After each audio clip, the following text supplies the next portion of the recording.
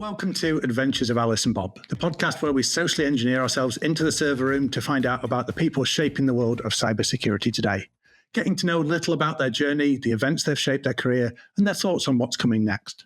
Today, I'm delighted to be joined by Michael Daniel, President and CEO of Cyber Threat Alliance, a non-profit focused on enabling cybersecurity companies to share threat intelligence and make cyberspace safer. With over 21 years of cybersecurity experience in the federal government, including 4 years as the nation's Cybersecurity Coordinator under President Obama's staff, he is known for his expertise in cybersecurity policy, budgeting, and advising senior officials on addressing cyber threats through a geopolitical lens. So welcome to the podcast today, Michael. Oh, thank you for having me. So there's a lot to unpick in your career, a lot of experience there, but let's start with where you first became interested in technology. Was this something you were always interested in going into as an area, or was it more the government side that you were focused on initially?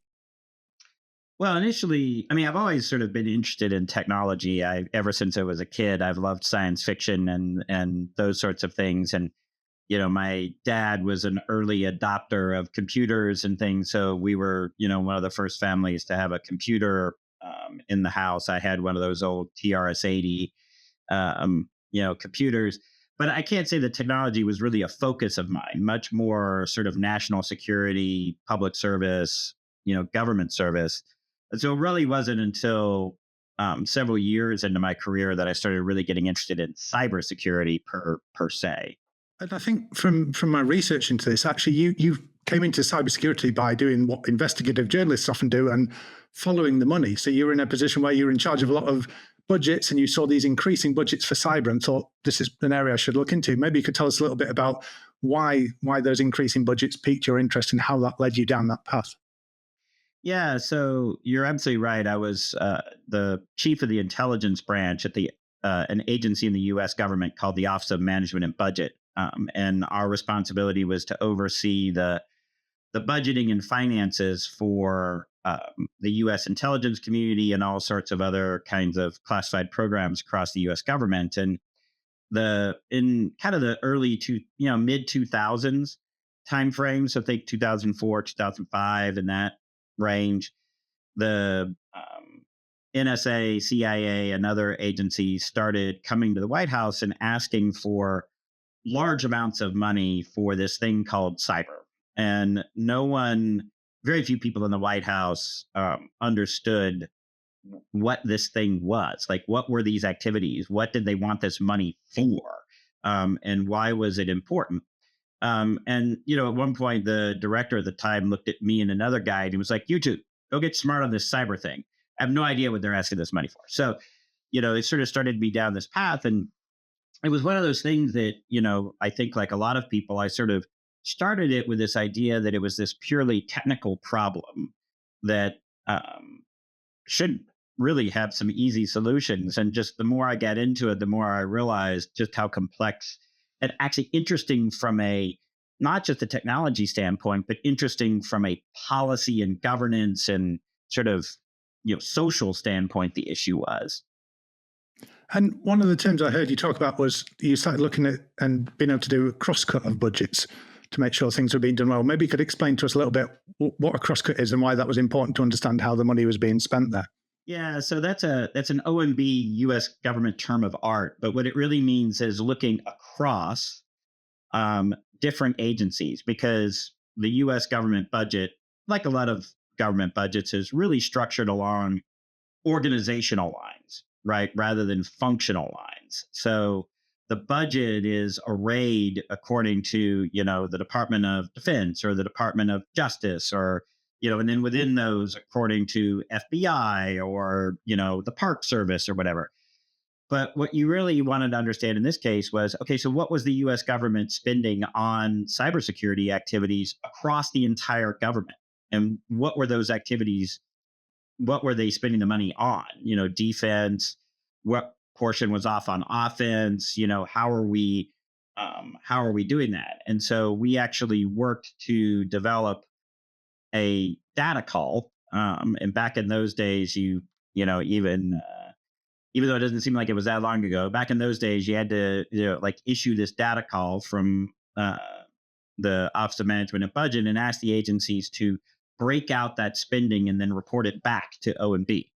And that's what we called a crosscut, because it was looking at a functional activity across the US government. And as a result, since I actually helped run that crosscut, I started to get familiar with a lot of what the agencies outside of the intelligence community and DoD were doing with respect to cybersecurity. Everything from the Department of Energy to Treasury Department to Secret Service to FBI, all sorts of uh, different activities. And then obviously you're, like you say, this person who's been tasked with understand this cyber thing, what the budgets are doing, you're looking into where the money's being spent, how it's being used. The Obama administration comes in, cyber's rising up the agenda. And because you are that specialist with experience across government there at the OMB, you were asked to become a special advisor. Was that something you immediately said yes to and jumped at, or was that something you had to think about a little bit? I had to think about that a little bit because it was a big career shift for me, and going in a different direction. And ultimately, obviously, I said yes, but it wasn't obvious that was the right choice at the steady. I mean, looking back, it was like you were an idiot. Like, why didn't you say yes immediately? But it did take me some time to get there. But I think a large part of that, the Obama administration, when I had conversations with them about, why are you, I'm not a technical expert, right? I'm not a deep technical expert in cybersecurity. And they were like, yeah, we know that. But B, that's not what we need in this position. Because what the White House needed was somebody who could understand the technology and learn it and talk about it in reasonably intelligent terms. But the really bigger thing was understanding how the U.S. government actually makes policy. How do you get agencies to do something? How do you get them to coordinate? How do you get them all pointed in the same direction? How do you forge a coherent approach to this issue across the U.S. government, so that we can do a better job at that? And so that's the kind of expertise that they were actually looking for in that cybersecurity coordinator position. And I imagine in that cybersecurity coordinator position, you're a special advisor there in government. They're making a pitch to you as to come and be part of this team and join this role. But I'm guessing there's no such thing as a typical day in that role. So maybe you could talk to us a little bit about what a non-typical day looked like and how, what key areas you were spending your time focusing on in that role. Yeah, so I was really, you can talk, you're absolutely right. There is no such thing as a typical day on the National Security Council staff. My running joke was I had a to-do list, which I might or might not get to, a few of those things on any given day, right? Just because of the incoming that you were dealing with. But I had several broad areas of responsibility. So one of them was working to develop U.S. government policy with respect to cybersecurity. So those are things like the executive order that directed NIST to create the cybersecurity framework, for example. Developing legislative proposals to address cybersecurity policies, to work on things like presidential policy directives, like the one that created the sort of incident response responsibilities across the government. So that was a large chunk of what we did. Another big chunk of what we did was looking at sort of how do we actually structure the government to pursue disruptive actions against cyber adversaries. How do we understand what our adversaries are doing, and how do we, as a coordinated matter across the U.S. government, try to disrupt what the adversaries are trying to do to us? And then the third big area was really responding to really big cyber incidents and sort of helping to coordinate the response to very significant large cyber incidents. Think the DDoS attacks on our banking system from Iran, the Sony Pictures, the attack on Sony Pictures from North Korea, the theft of intellectual property by the Chinese, and then Russia, and all the stuff that they were doing. So those were the kinds of incidents that occupied my time. And in cybersecurity in general, we often talk, about we have people within the company who are experts in cybersecurity, and that their difficulties in explaining cybersecurity to their own company board, getting them to understand things, getting them to buy into policies and initiatives. I can only imagine that that is exponentially harder when working across government with people with such a wide range of backgrounds and their own agendas and interests. You mentioned policy there. I'm sure lots of these agencies and organizations had policies, but maybe they weren't coordinating with each other and maybe they weren't consistent. So how did you find those challenges and how did you overcome some of those? You're absolutely correct that was actually, in fact, one of my other big responsibilities was being able to explain cybersecurity issues to senior officials in the White House, right? To be able to talk coherently with the National Security Advisor, the Chief of Staff, the President, when necessary, to explain and make clear what the issue actually is and what is the decision point. And one of the things that you learn even at OMB, right, is um, the sort of the running joke inside OMB is if the director asks you what time it is, do not tell him how to build the watch, right? She doesn't need to know that. She needs to know what time it is, right? And you may need to provide some context. We're in the Eastern time zone, and it's daylight savings, right? But you don't need to go into all the details of how the time zones are, allocated across the planet, right? And this is, I think, one of the big challenges that we have in cyber, which is that we get so enamored of the technology and of how cool it is. And, I'll be the first one to admit that I love nerding out on that kind of stuff too. But when you have to strip away those details in order to actually communicate to the decision makers. And in fact, you have to do something that makes a lot of engineers and technical people really uncomfortable, which is you sometimes have to sacrifice a little bit of precision and accuracy to get the main point across. And then the other thing that you typically do is you try to draw as many analogies to other things in the world that people might have more experience with, whether that's making analogies to,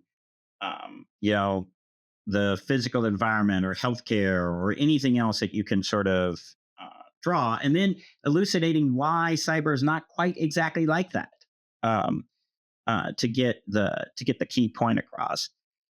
It was, I would say, one of the biggest things for me was when I first started at the White House, and you would go to the interagency policy meetings and things, and a lot of people would sit at the table with their head down because they were reading the documents or reading their talking points. By the end of the Obama administration, it was very different. Most of the senior policy officials had enough facility with the issues that they could have a normal policy conversation because they've been forced to learn over that 4.5 years that I was in that role. And I think that that was the result of a lot of incidents and the issue becoming much more prominent. And one of the things that I think you dealt with, obviously in many instances, but there'd be cases where there'd be multiple cybersecurity stories, potential threats out there that maybe to a person who wasn't from a technical background, didn't know cyber, they all appeared equivalent, but then you had to explain kind of what the difference is, although they seem similar, that there's some actual technical challenges behind these, there's some differences.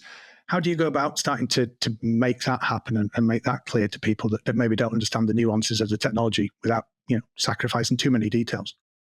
Yeah, and that's a really good example of you can have stories in the media that often look exactly the same, right? I actually had an interaction with Dennis McDonough when he was chief of staff, where he asked me that question about two different news articles. And Dennis he's wicked smart. I mean, that guy is really, really intelligent and has a broad grasp across the government of, policies and politics and things.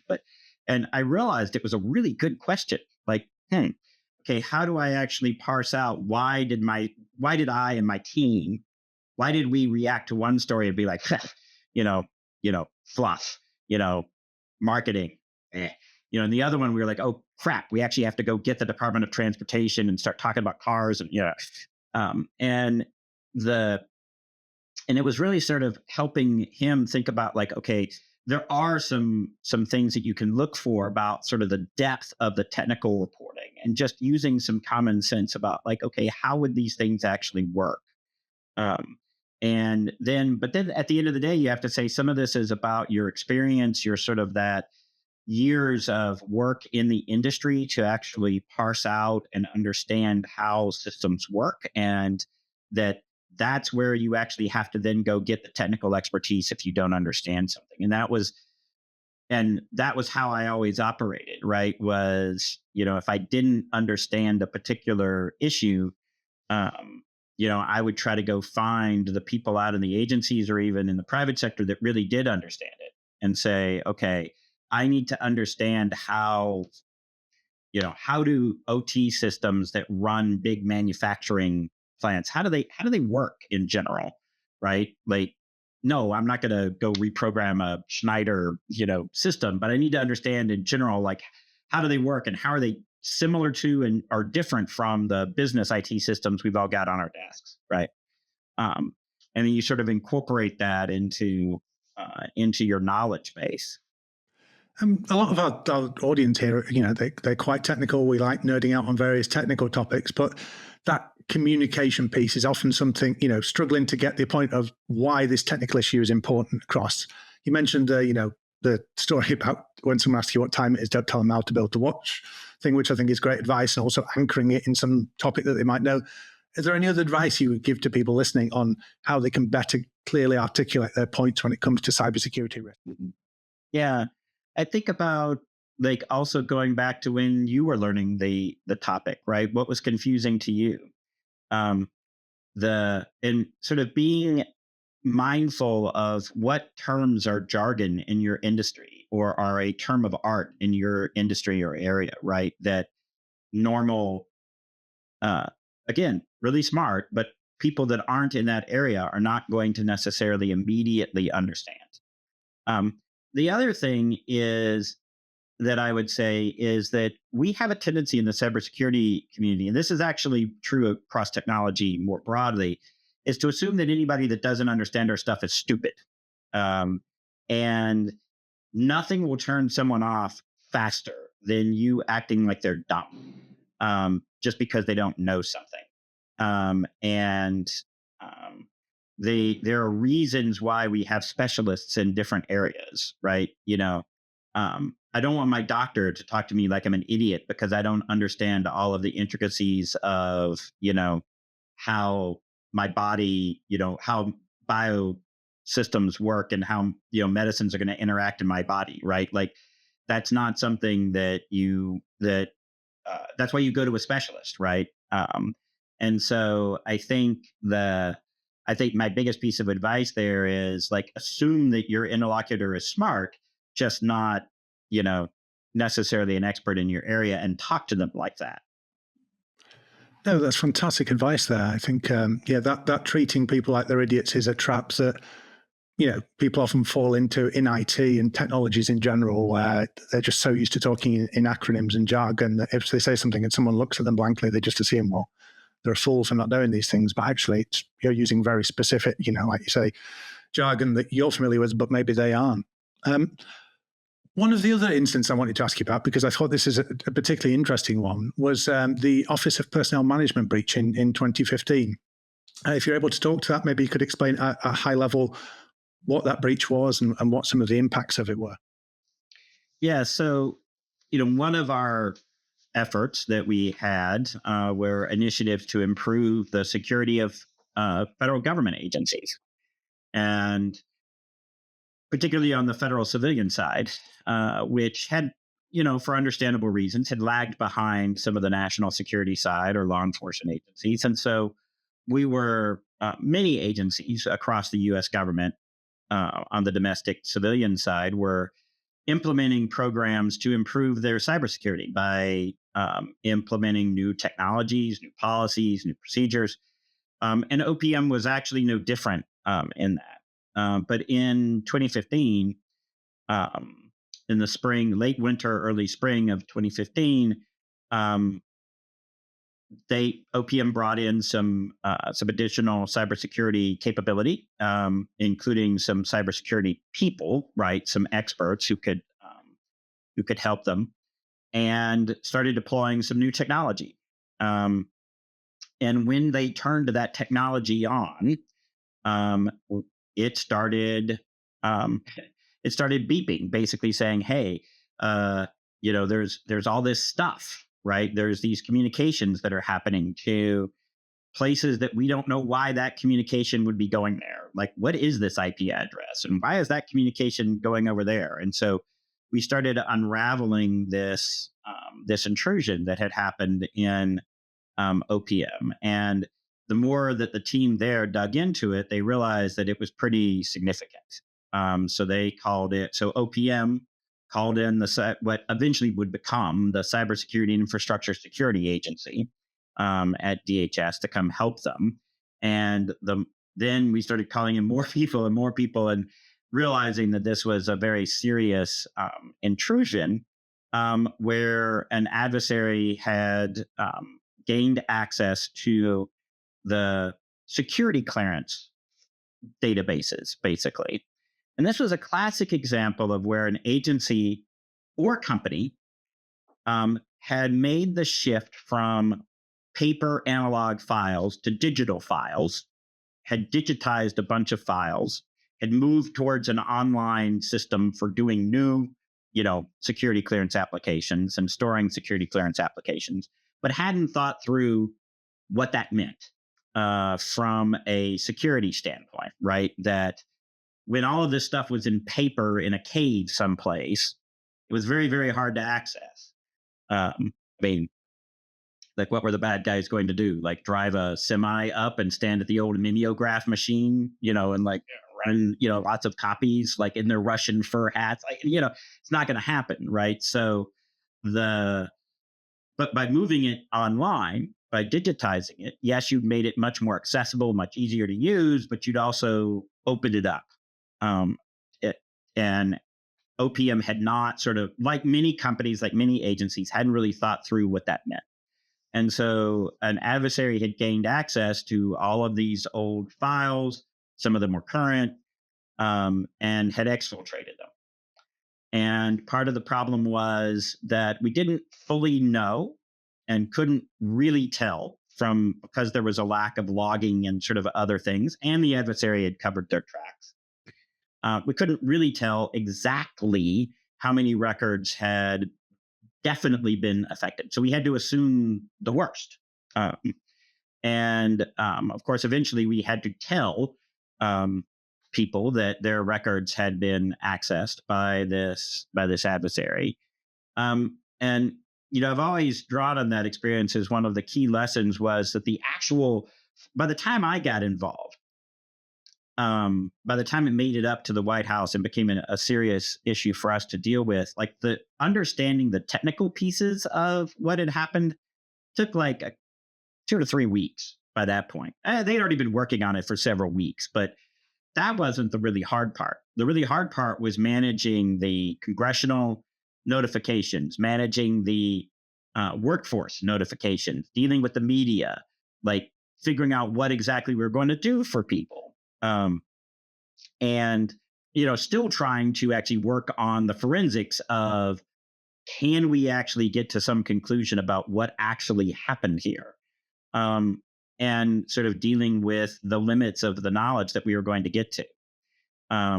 So yeah, and that really became a very defining incident, I think partially because A, it affected so many people, but B, for a lot of civilian agencies across the government, it really inspired them to get moving on cybersecurity. And the reason why was because of all the scrutiny that the director of OPM and the other people at OPM, took congressionally, from the administration, and they could see themselves in the director of OPM, right? In a way that it wasn't now that, OPM, that's a personnel agency. That's not DOD. That's not, CIA. It's not even State Department or FBI. Like, that's, like, it's a personnel agency, right? And here it was affected by this huge cyber incident. Oh, wait, that could happen to me. So I think that really was a turning point in getting a lot of US government agents, civilian agencies, to pay a lot more attention to cybersecurity. Yeah, that's why I wanted to ask you about it, because I think it's just that fascinating example of an agency, especially for someone like myself. I'm not US based. I'm not that familiar with the federal government. So an agency like OPM, they'd never heard of before, suddenly hits the headlines, and you realize actually they're holding, data on the security clearances for people who are working at these big agencies. So it's that sort of supply chain type attack where you're going into these systems. And the other aspect of it that, of course, was really interesting at the time, which is, it's not unusual, but large organizations and governments often run older back-end systems. You mentioned, you've got the secure documents in the cave, but I believe in this case they had the attackers were actually having to go back to the old textbooks and learn COBOL, the programming language that first came about, I think, through the DoD efforts in the late 1950s. It originally envisages a stopgap of a language just to get some portable programming going.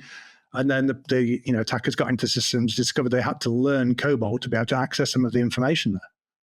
Yeah, that's actually the main sort of forensic artifacts that we found were the intruders were teaching themselves how to program in COBOL so that they could actually get the data out of the systems. In fact, we had to bring back like some retired DoD folks to actually come in and help understand what had happened. Because again, who learns COBOL these days? So even in 2015, like who was learning COBOL? No one. So and you're absolutely right. And it's these legacy systems that just permeate. And by the way, I mean, yes, this is government suffers from this legacy technology problem, but I would also argue a lot of companies suffer from legacy technology problems too. It's not unique to government. But yes, the US government in particular suffers from a lot of these legacy systems. And so that was part of the issue was, you had these, the IT stack, if you will, at OPM was particularly complicated because you had some sort of modern applications, running on dated but not ridiculously old, you know, sort of transport layer and sort of underlying applications, but running on operating systems that were kind of old, running on this hardware that was really old, using these programming languages that were really old. So the and that's not uncommon for a lot of agencies with a lot of their systems. Yeah, one of the things you touched on there, obviously, well, there's not many people knowing COBOL in cybersecurity these days, but in general, cybersecurity is an interesting area because the demand for people and resources always far outstrips supplies. Cyber's a relatively new thing that people are talking about, but we always seem to be short of people. And in government, this can be particularly acute when you're competing against the private sector for resources there. So what's your thoughts on what can be done there to help close that gap? Is that a technology problem? Is that a recruitment and training problem? What are your thoughts in that area? I think it's a combination of to address that is really a combination of um, several different things. One of which is yes, we absolutely need to make better use of technology, right? Like there are things that we have people do that frankly machines could do a lot better, right? Like you talk about the issues that people who work in security operations centers, right? They suffer from a lot of alert fatigue, right? Because they're looking at just lots and lots and lots of alerts. That's the kind of thing that machines are really good at, right? Like sorting through. We ought to be using much more technology to. And this is where AI and machine learning actually could be beneficial, like helping to surface like what of these alerts do I actually need to go pay attention to, right? Um, on the other hand, I also think that we need to look at like, okay, do we really, how much do education do we really want our frontline cybersecurity staff to have, right? Do I'll draw on a medical analogy, right?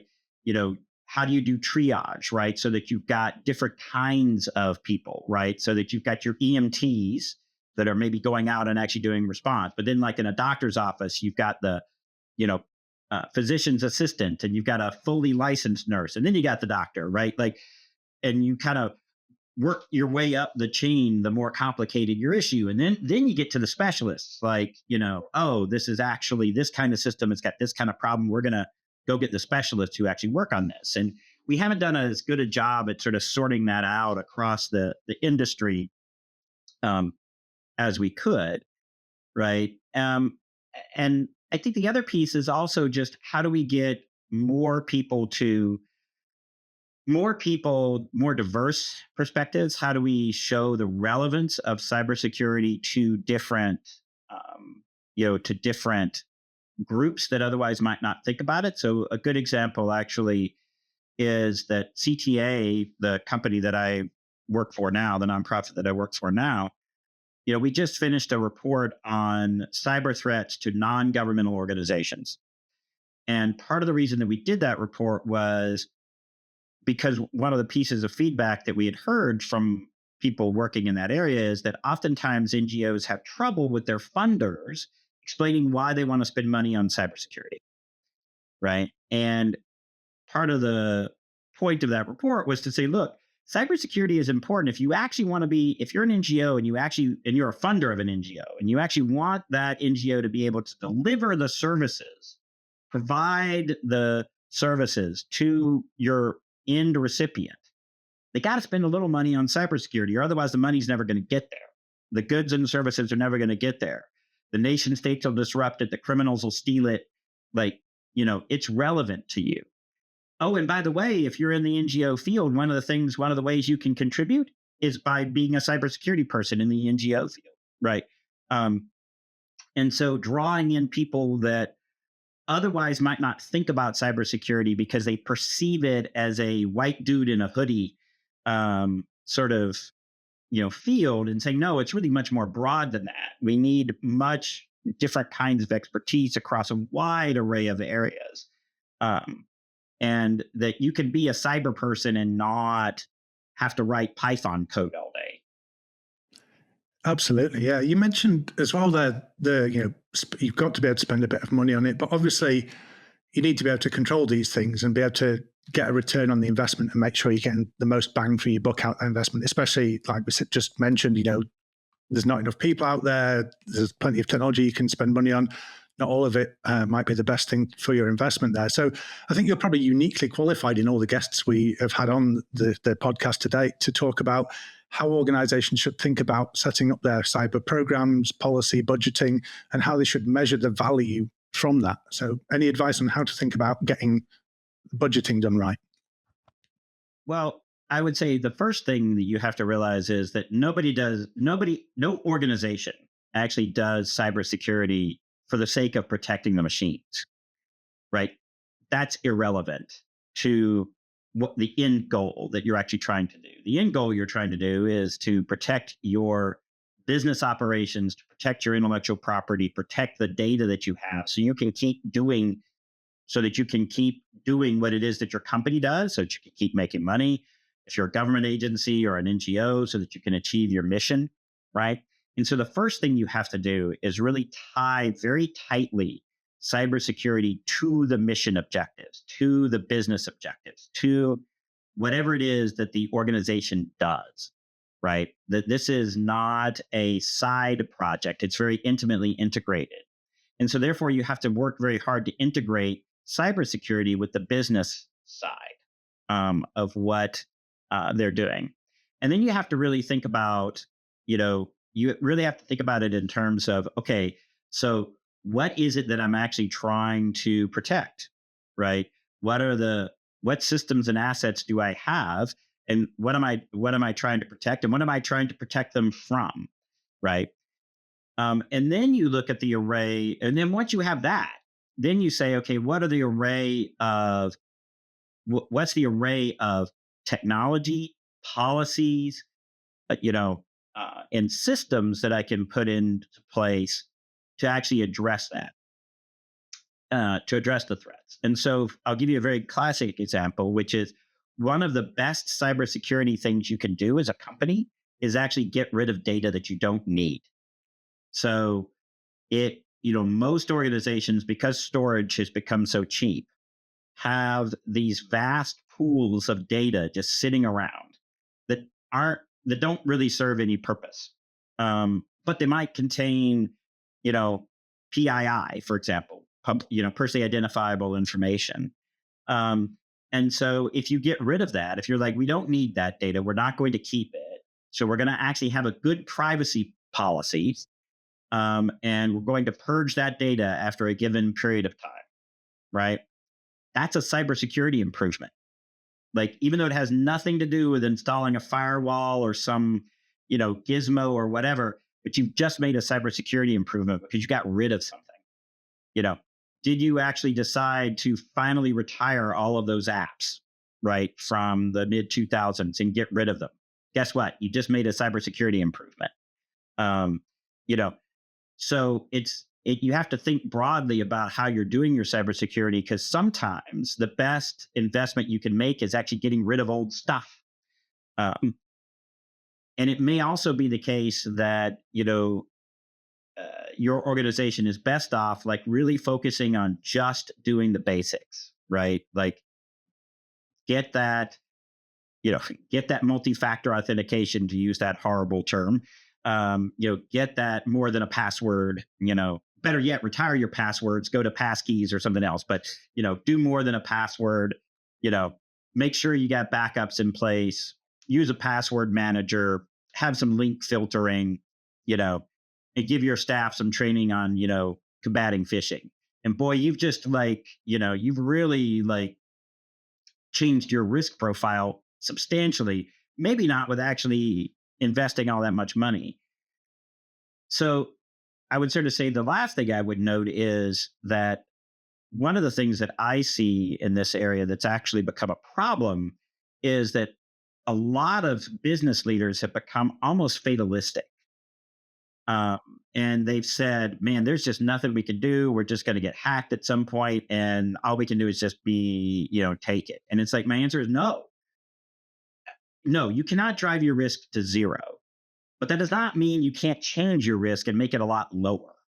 And you can also change the impact that an incident might have from, existential to minorly annoying. And those are important distinctions to make. Yeah, I think there was a statement that was broadly put out in the sort of mid to late 2010s, which was this idea of assume breach. And people took it as a bit of a strange thing of, well, I'm just going to assume I'm breached. I'm going to spend all my time looking for the attacker in my network rather than thinking about actually preventing the attacker getting in there, or, like you say, clearing out the data, making sure you're not just leaving things lying around, not making it easy for people. So a lot of people in the industry, like you say, I think took quite a fatalistic approach to, well, I'm going to be compromised. I could maybe invest in some like detection security tooling, but a lot of that proven things, like you say, around controlling access, robust passwords, two-factor authentication, MFA, patching, removing admin rights, all these things that we know are hugely effective defenses, kind of got a little bit put on the back burner with some organizations as they chase down the latest next generation of detection tooling, maybe. Yeah, and I think, and again, it also depends on what kind of organization you are. So, people ask me a lot about like what they should be doing for, their own cybersecurity, right? And I'm like, for a lot of people, like what we've been talking about, like that's totally sufficient. Now, if you're a journalist or an international human rights activist, okay, we're going to go have a different conversation. But again, if you're a small business, if you're a, flower shop around the corner, the, eye doctor office, like a lot of this stuff is, the basics actually get you a huge amount of the way, towards, dealing with the cyber threats. Because the truth is that most businesses and organizations are never going to run into Russian intelligence or Chinese intelligence, right? They're going to run into the ransomware gangs and the run-of-the-mill criminals and that sort of thing. And what you want to do there is just frustrate those organizations, and that will actually go a long way towards improving your overall cybersecurity. And again, you may still have an incident, but you probably will have changed it from something that could be business existential to, okay, this is really annoying, but we spent the afternoon and now we're better, and that's a much better place to be. Yeah, and as we go kind of beyond the small mom and pop, flower shop kind of things, after leaving government, you went on to lead the Cyber Threat Alliance, a nonprofit focused on enabling cybersecurity companies to share threat intelligence and make cyberspace safer. What was the attraction about moving into that from your previous roles in government?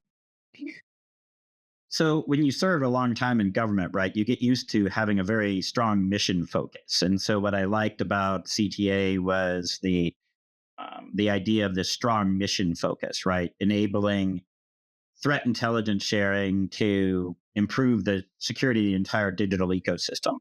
Um, but it also appealed to me in the sense that, like, here was a problem that we have talked about incessantly, right? Information sharing, right? And we still talk about it a lot. And of course, one of the reasons we talk about it so much instead of doing it is because it turns out doing it's really hard. So, but here was this chance to actually work on this problem, this really hard problem, and try to make it work. And then just the opportunity to build an organization from the ground up was an interesting challenge. So all of those things sort of attracted me to working in at CTA. And one of the things that people often think about when they hear threat intelligence is a threat intelligence feed, this sort of one-way stream of data. But at the CTA, you're grounded in collaboration and sharing of information. Why is it so much more important that people are actually actively contributing and not just consuming feeds of information from you? Yeah. So if you think about it, like, everyone wants to get and no one wants to give, right? And so if you don't have some people that are willing to give, then you don't have anything in the system at all, right? So you end up with this free rider problem, that often, to use an economics term, right, that you end up with people that are sort of just taking advantage of the system. And so one of the rules that we have inside CTA is, no, if you're going to participate in this, you have to be willing to share. Um, Now you're going to get back way more than you share, because, like, for example, right now we have 36 members. So, you're going to be getting back the intelligence from 35 other organizations, right? Um, so you're getting back way more than you give, but by everyone being required to give, there's a sense of equity and fairness among the members that help keep the alliance together. And it also ensures that we're getting, we're getting a broad swath of intelligence from a lot of different points of view. Um, because that's one of the other things that you realize is that no one sees everything across the internet, right? So the way that the reason why threat intelligence sharing is valuable is because it gives you those different perspectives, those different angles, those different pieces that you might not have otherwise had. So that's the advantage that comes from being part of a sharing organization. And I know you do more than just the sharing piece there, because you've got things like the Cyber Incident Reporting Framework Initiative, the Cybercrime Atlas Project. Maybe you could talk to us a little bit about some of the important work you've got going on there. Yeah. So a large part of what I see CTA's role in is, we also engage in efforts to improve the security of the digital ecosystem as a whole. And so the two examples that you cited. So one is here in the United States.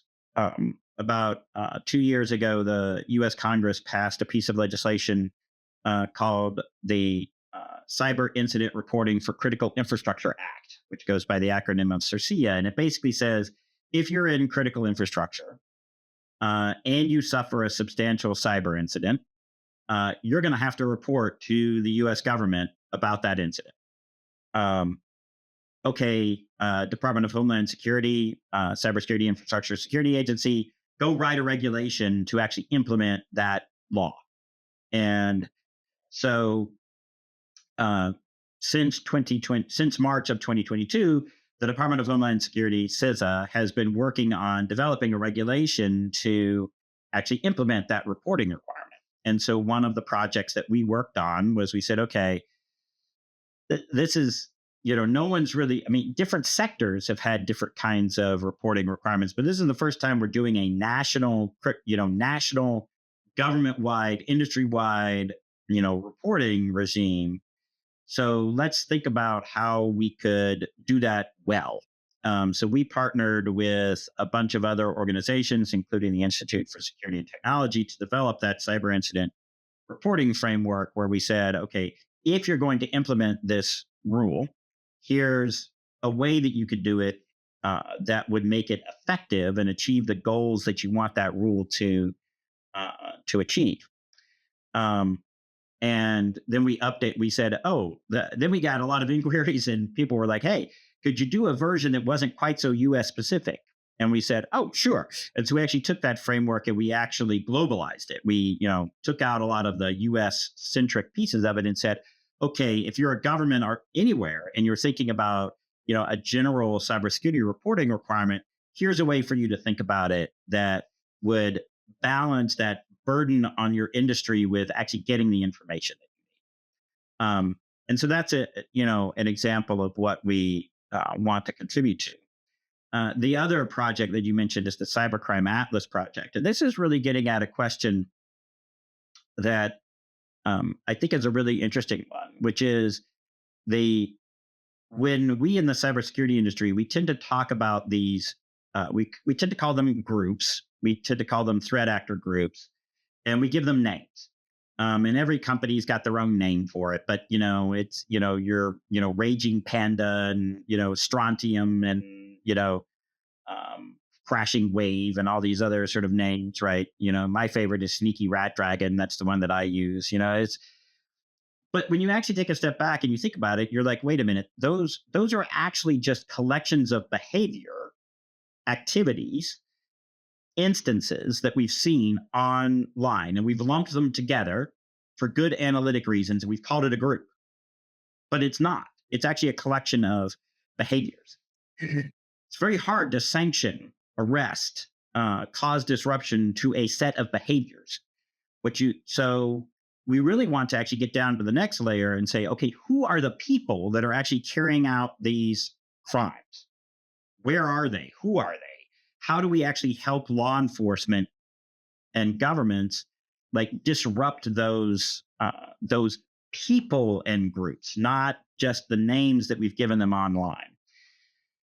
Also, what do we actually know about all these different groups? How do we actually assemble that? How do we actually make a connection and say, oh, actually, when CrowdStrike refers to something as scattered spider, and another group refers to crashing wave, they're actually the same. We're actually talking about the same sort of thing. How do you actually build that Rosetta Stone to allow you to do those cross connections? And so the Cybercrime Atlas project is an effort to answer those questions.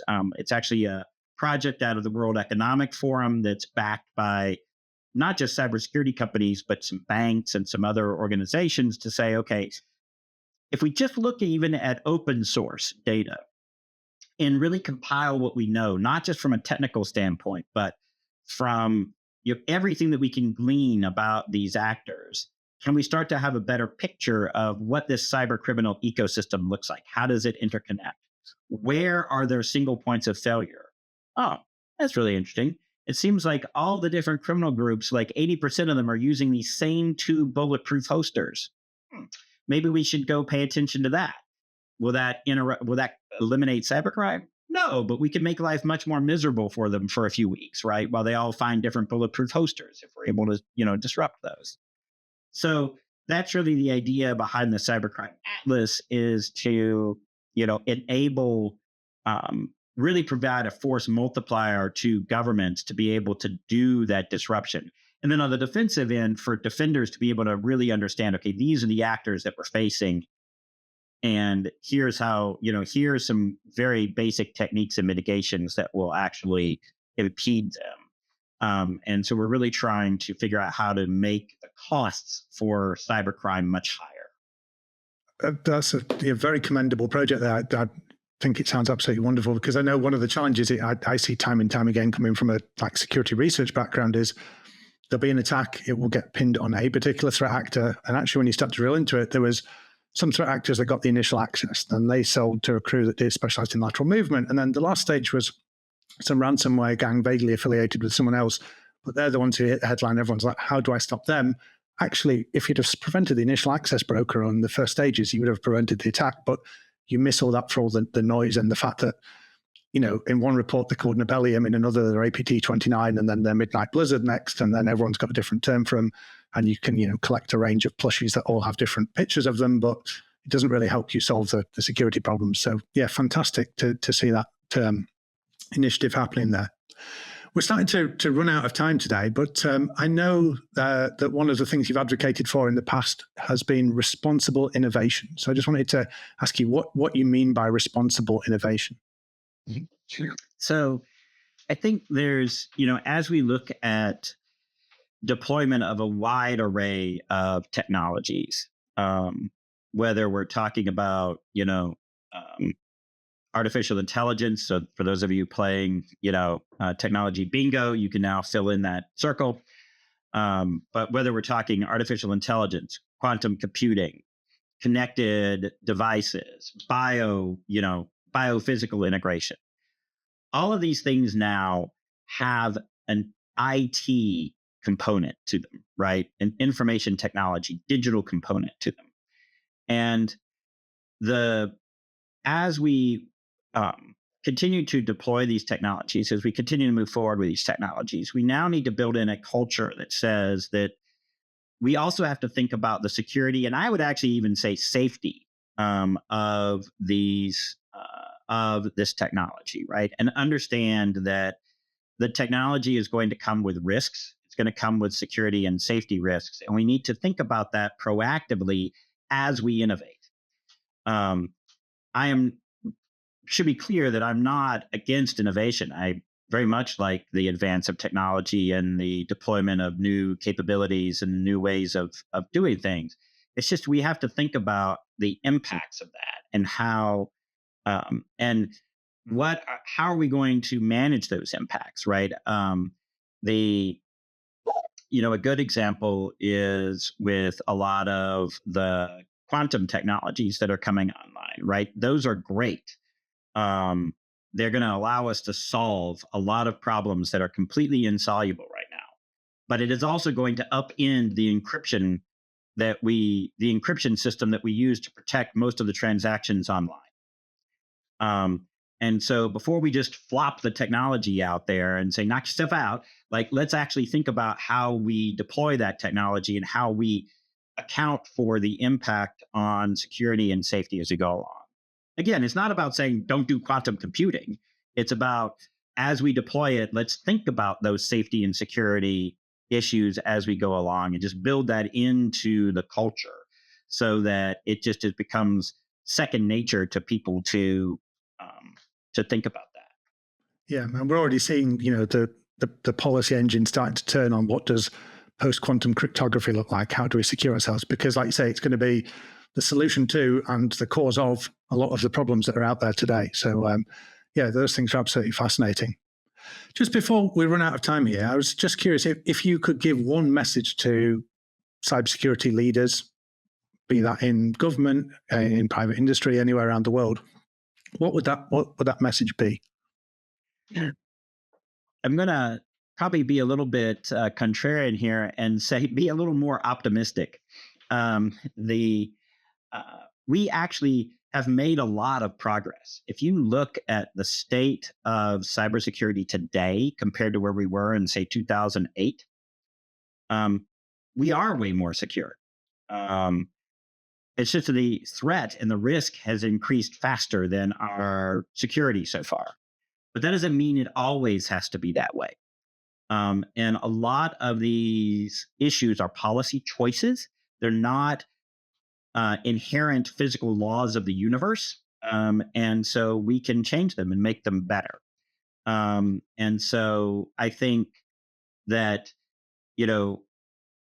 so rather than being so completely pessimistic that we can never address these issues, I think we actually have to come at it with a little bit more optimism in the sense, not rose-colored glasses that everything's great. No, because it's not. And the problems are very real, but much more of a sense of actually there are solutions to this. They are hard and they involve some trade-offs. And as, one of my friends at, Professor Jay Healy at Columbia University likes to say, someone is going to pay. there's a cost involved, but you actually can do something, and we can make our digital ecosystem safer. And so that's a large part of the message that I like to deliver. Well, I think that's a fantastically optimistic note to end this episode on. So thank you very much for joining me today, and thanks everyone for listening on this episode of Adventures of Alice and Bob. I'd like to extend a huge thanks to our guest today, Michael Daniel, for joining us, sharing some of his story, as well as thank him for all the work he's done in government and now through the Cyber Threat Alliance, helping to strengthen critical infrastructure and defend the digital ecosystem we all rely on around the world. So thank you very much for all your hard work and continued work in those areas. As always, thanks to super producer Ben Supercuts Kramer and the team here at Beyond Trust who allow this podcast to happen. I'm James Maud, and this has been Adventures of Alice and Bob.